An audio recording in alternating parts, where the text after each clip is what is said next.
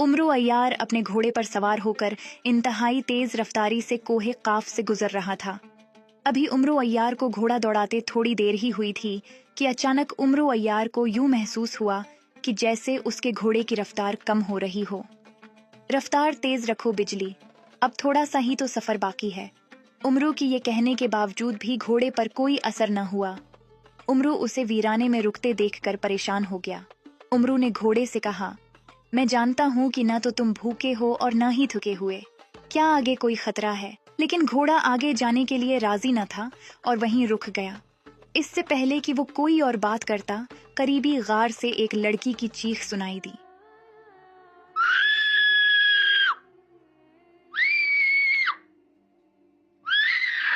उमरू अय्यार ने गार में झांका तो एक खूबसूरत शहजादी डरी हुई बैठी थी। उसने सुर्ख रंग का इंतहाई खूबसूरत लिबास पहन रखा था। शहजादी के करीब एक इंतहाई कदामत और बदसूरत दियो खड़ा था, जिसके हाथ में एक हड्डी थी। वो शहजादी को इसी हड्डी से मार पीट रहा था और बोल रहा था कि जब तक शहजादी इससे शादी के लिए राजी नहीं हो जाती, वो तब तक इसे इसी तरह अजियत देता रहेगा। और शहजादी मुसलसल यही जवाब दे रही थी कि उसको मरना कबूल है, पर वो इससे शादी करने का सोच भी नहीं सकती।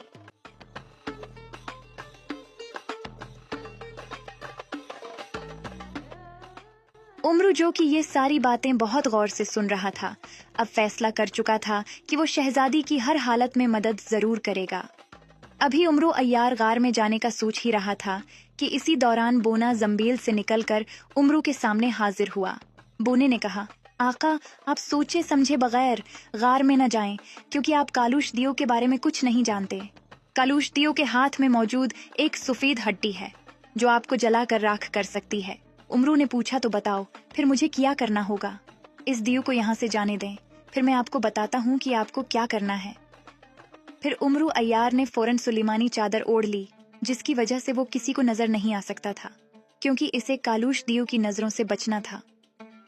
कालूश दियो ने शहजादी गर्नाटा को एक रात का वक्त दिया और कहा कि अगर वो सुबह तक इससे शादी के लिए राजी न हुई तो वो उसे जलाकर भस्म कर देगा। ये कहते हुए वो वहां से गायब हो गया।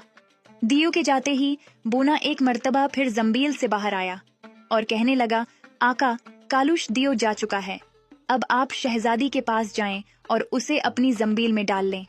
आज की रात आपको शहजादी गर्नाटा का रूप धार कर वहीं रहना होगा।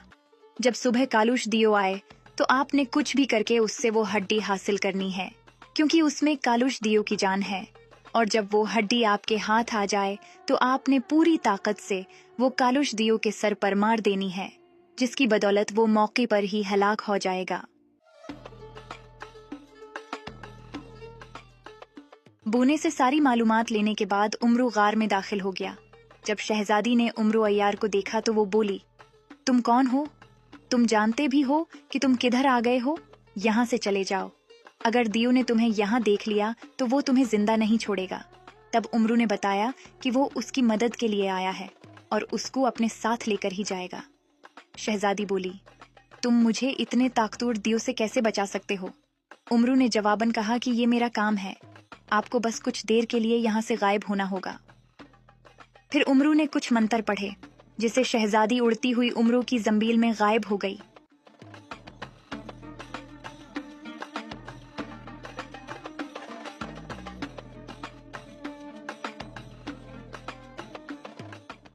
फिर उमरू ने एक तिलस्मी लिबास पहन लिया और शहजादी गर्नाटा का तसव्वुर करते हुए एक जादुई आईना अपने सामने रखा और रोगनी अय्यारी अपने चेहरे पर लगाया, जिससे वो फौरन शहजादी गर्नाटा के रूप में आ गया। उमरू ने बोने से पूछा कि क्या अब उसे रात भर कालूश दियो का इंतजार करना पड़ेगा? बोने ने कहा कि आप एक सुरीला गाना गाएं, जिससे दियो यहाँ जरूर आ जाएगा। फिर उमरू ने जादुई एमुलेट निकाला और उसे अपने जिस्म पर फेरा, ताकि कालूश दियो का कोई भी जादू उस पर असर न कर सके। उसके बाद उमरू ने नहायत सुरीली आवाज में गाना गाना शुरू कर दिया।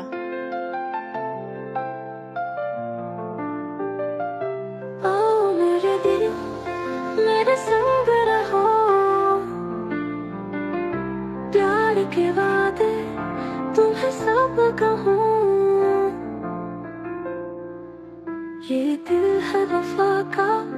मेरी जान है तुम्हारी, कसमें है मोहब्बत की, तुम्हारे बिना ये दुनिया सुनसान, बस तुम हो मेरे दिल का अरमान। ओ मेरे दिलो मेरे संग रहो, प्यार के वादे तुम्हें सब कहूँ, पर ये राज तुम समझ न पाओगे, मेरे साथ रह कर खुद को बना दोगे।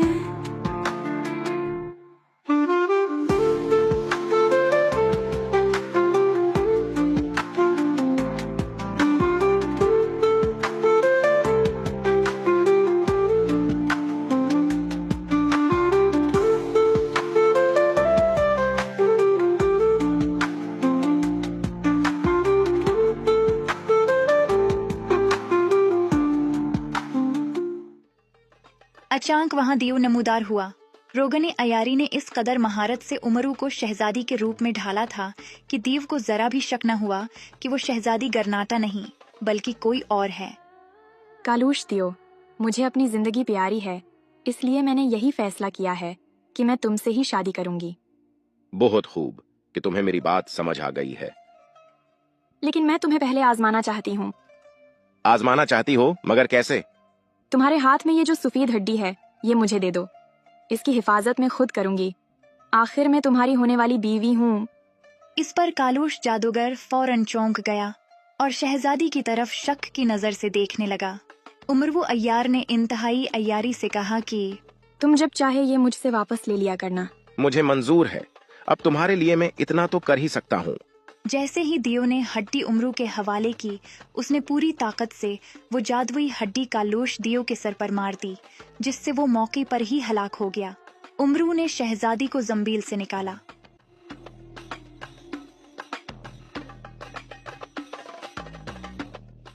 उमरू को अपने रूप में देखकर शहजादी गर्नाटा बहुत हैरान हुई। तब उमरू ने उसे सारी तफसील बताई कि उसने कालूश दियो को हलाक कर दिया है।